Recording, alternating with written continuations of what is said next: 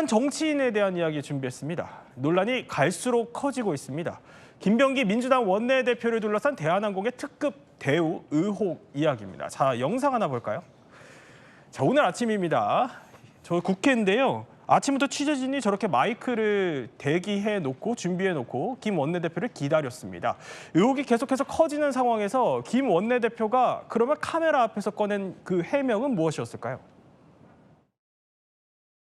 당연히 어떤 숙박권을 갖다가 그렇게 이용했던 것은 적절하지 못했던 것 같고요.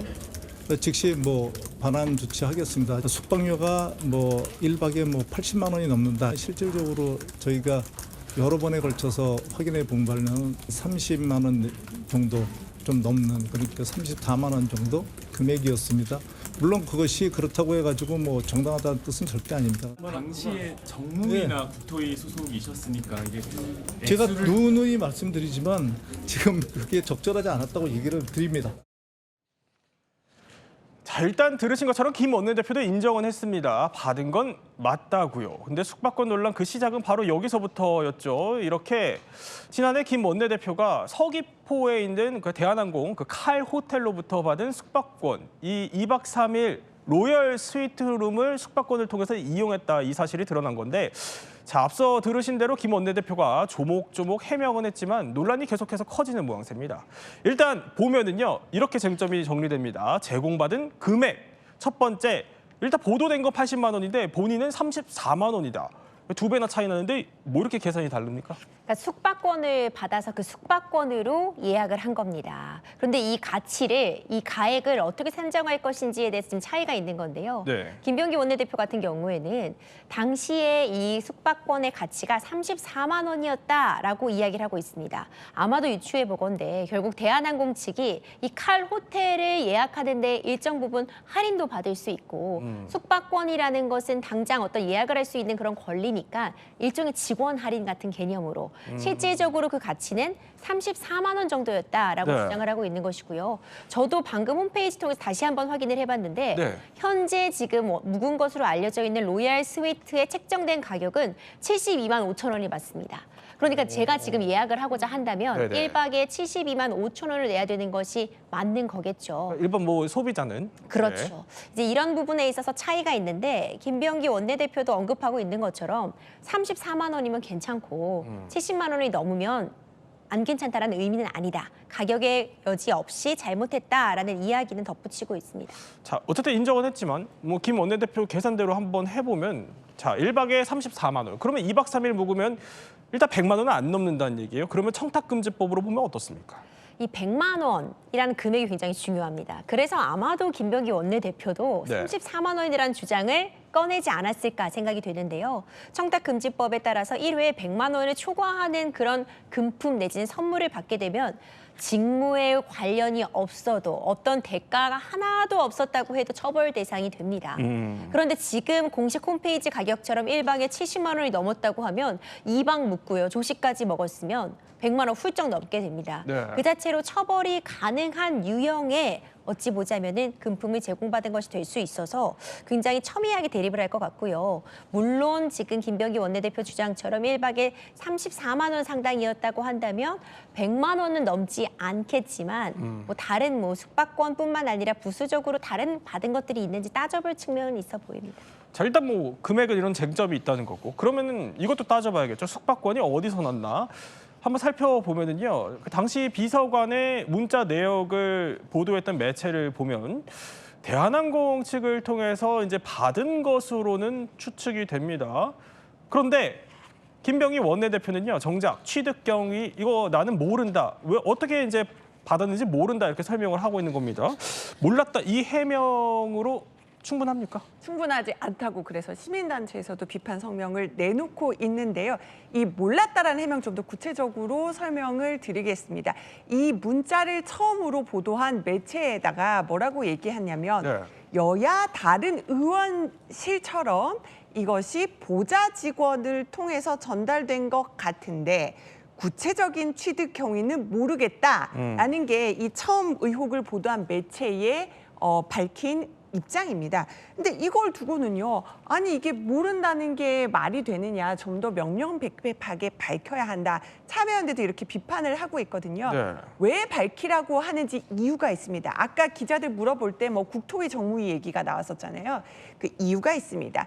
그 비행기 티켓을 받았을 것으로 그러니까 숙박권이 전달됐을 것으로 추정되는 시점이 이제 국회 국토위의 소속이었을 것으로 보이는데요. 이때 보면은 대한항공, 아시아나항공 지금 항공사 합병 문제를 논의하는 시점이고요. 네. 그다음에 이 숙박권을 사용하는 시점은 바로 김병기 원내대표가 이제 국회 정무위 소속이었는데 이때는 또 이렇게 통합을 하게 되면 마일리지 정책을 어떻게 할 건지 또 여기서 논의를 하게 되는 거거든요. 네. 그러니까 결국은 굉장히 업무와 직접적으로 연관이 있는 곳에 몸담은 의원이 이렇게 숙박권을 제공받는 게 맞느냐. 본인도 물론 부적정하다고 인정하긴 했지만 여기에 대해서 그래서 더 구체적으로 밝히라고 지금 참여연대 등에서도 성명을 낸 상태인 겁니다. 그러니까 뭐 청탁금지법의 쟁점이 될 수 있는 금액, 자 그리고 이해관계 충돌의 쟁점이 될 수 있는 시기, 뭐 출처, 뭐 이런 것까지 지금 저희가 짚어봤는데, 자 그런데 마지막 쟁점이 또 있습니다. 보면은 김병기 원내대표 부적절하다, 받은 건 부적절하다 그러면서 반환하겠다고 했습니다. 반환하면 법적으로 괜찮습니까? 전혀 괜찮지 않죠. 쉽게 생각해 보면은요, 내가 부적절한 금품을 뭐 금으로 한돈 받았는데 네. 금값 많이 올랐으니까 시세 차익을 팔아서 보고 나머지 금액 반환하면 죄가 안 되는 것 아닙니다.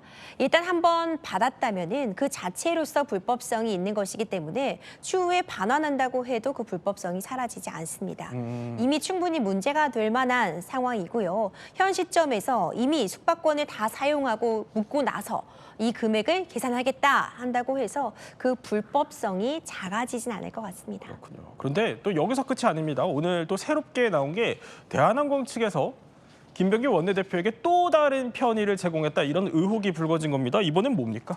일단 오늘도 새롭게 추가된 의혹이 보도가 된 건데요. 그러니까 두 가지가 있습니다. 김병기 원내대표 가족 얘기인데요.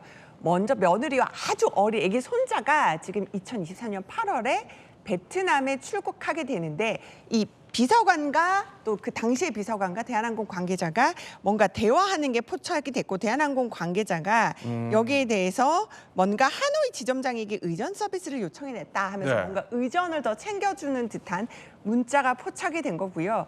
두 번째 의혹은 또 김병기 원내대표의 이제 부인이 또 네. 베트남으로 출국을 하게 됩니다.